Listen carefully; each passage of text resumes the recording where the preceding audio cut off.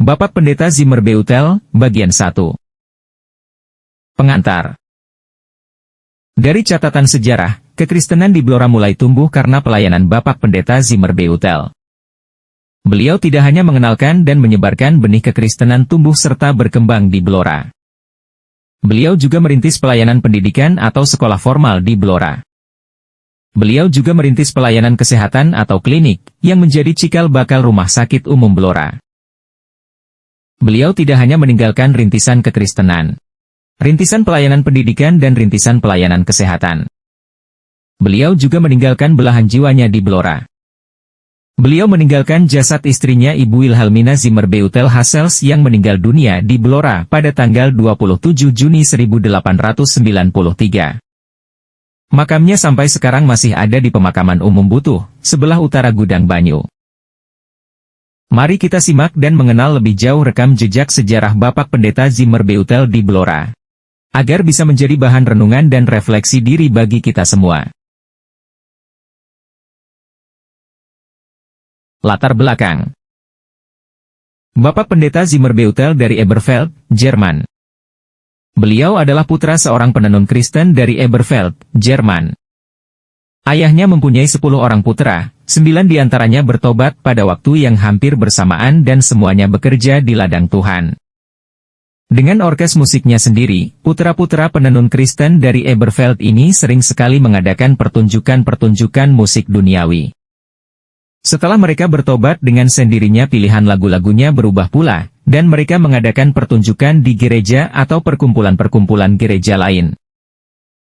Pelayanan di Blora.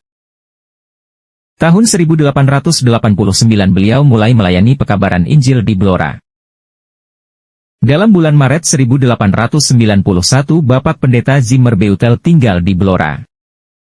Sebelum ke Blora, beliau tinggal di Kaliceret.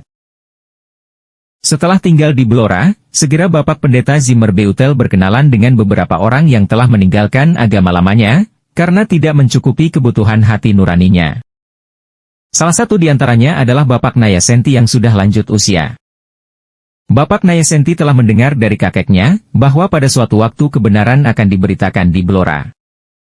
Di samping itu Bapak Nayasenti mendapat vision atau impian untuk pergi ke seorang pengabar Injil yang baru tiba, untuk belajar berdoa. Istrinya, Jami, yang invalid dan berjalan dengan tongkat, pada hari Minggu hadir di pelajaran katekisasi.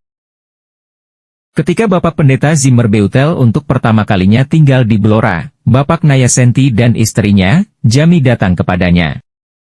Bapak Nayasenti berkata, "Kakekku menceritakan kepadaku, waktu aku masih kanak-kanak, bahwa kebenaran akan diwartakan oleh seorang laki-laki yang tidak mengenakan penutup kepala. Mereka adalah orang pertama yang dibaptis pada hari Natal, 1889, dan diberi nama Bapak Abraham, Bapak Nayasenti, dan Ibu Sarah, Ibu Jami. Mereka tinggal di Blora, di Kampung Kunden." Bapak Abraham menjadi tua-tua di jemaat itu untuk beberapa tahun lamanya. Pada tanggal 19 Mei 1890 Tuhan memanggil pulang Bapak Abraham dalam usia 90 tahun lebih. Sebelumnya, istrinya yang setia Ibu Sarah meninggal dunia.